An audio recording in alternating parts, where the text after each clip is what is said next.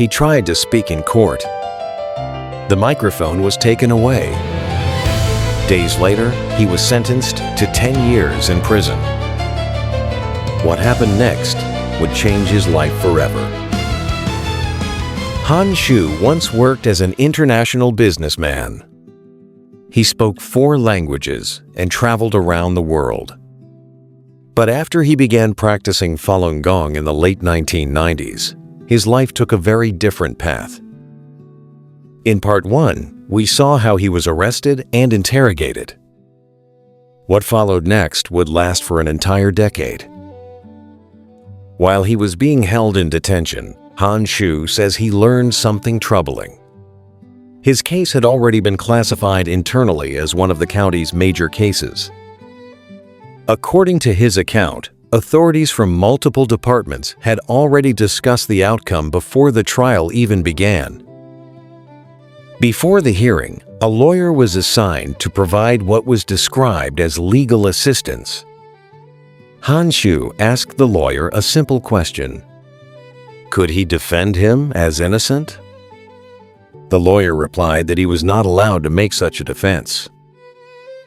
So Han Shu decided to speak for himself. During the trial, he attempted to describe how he had been tortured during interrogation. But according to his testimony, the microphone was quickly taken away before he could finish. In the end, Han Shu and 9 others were sentenced. His sentence, 10 years in prison. Inside the detention facility, conditions were extremely harsh. Food was minimal. Han Shu says that sometimes it was only a bowl of watery soup with a few vegetables. In winter, prisoners had to sit directly on cold concrete floors for long periods of time. Despite these conditions, he says he tried to live according to the principles he believed in. He shared his food with other inmates. During cold weather, he even gave away some of his own clothing. He spoke with other prisoners about the values he practiced: truthfulness, compassion, and forbearance. Over time, he says the atmosphere in the cell began to change. Even the inmate leader reportedly told others not to bully new prisoners. After 8 months in detention, Han Shu was transferred to Weinan Prison in Shaanxi Province.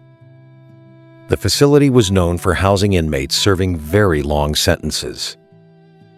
Prisoners there were required to perform labor for many hours each day.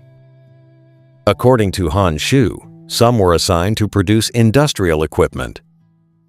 Others made garments and products that were eventually exported overseas. Those who failed to meet production quotas were often required to work additional hours. From the beginning of 2003, Han Shu says he was placed under constant surveillance. 2 inmates were assigned to monitor him around the clock. He was not allowed to interact freely with others. Even when he went to the restroom, someone followed him. When prison authorities demanded that he participate in prison labor, he refused. He insisted that practicing his belief was not a crime. To protest the restrictions placed on him, Han Shu says he began a series of hunger strikes. The longest lasted 25 days. Eventually, he was taken to the prison hospital.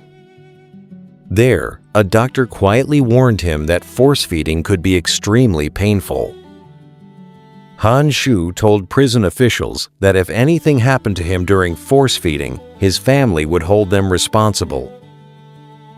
After that, the prison guard captain personally supervised the procedure.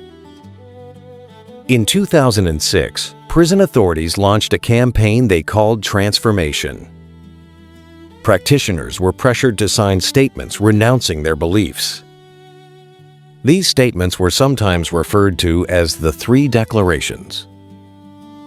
During one meeting, prisoners who had already signed were brought forward to publicly criticize Falun Gong. According to Han Shu, something unexpected happened. He and another practitioner suddenly stood up.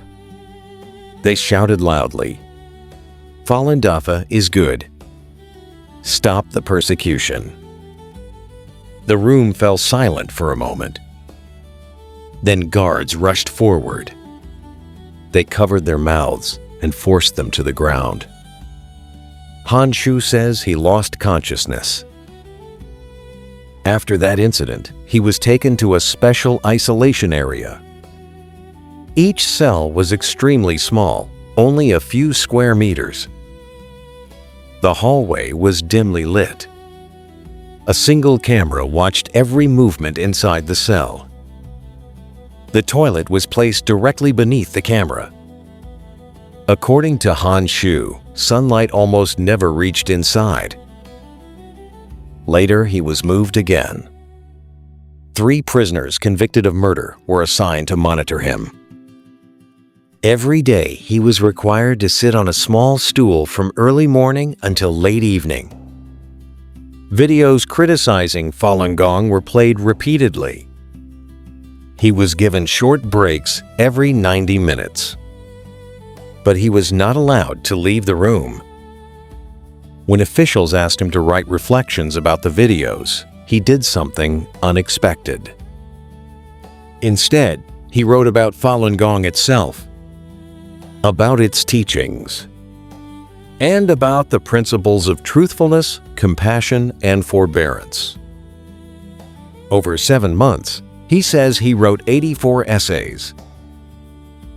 In the winter of 2009, Han Shu says he was again placed in isolation.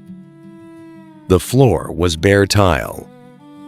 He was required to sit on it during the day. At night, the cold made it almost impossible to sleep. Even with cotton clothing and blankets, he says the cold reached deep into his bones. Food was extremely limited. Sometimes just a single steamed bun and a small portion of vegetables each day. Han Shu says the pressure was not only physical, it was also intended to break his dignity. In one isolation cell, he says there was no clean water available. He describes using water from the toilet tank simply to wash his face. At that moment, he remembered the life he once had. A professional career, international business trips, conversations in multiple languages. Now he was alone in a small prison cell. After nearly 10 years in prison, Han Shu was finally released. The date was December 22, 2012. But the story did not end there.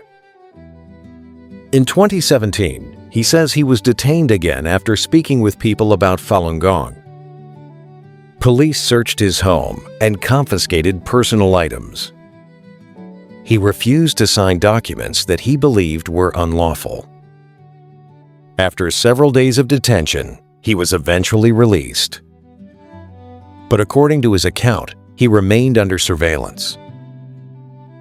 The years in prison had changed everything. His career was gone. His marriage had ended under pressure. And today, his elderly father, now in his 90s, still waits for his son to come home. Han Shu says his story is only one among many, and that similar experiences, he believes, continue to happen. According to testimony published by Minghua,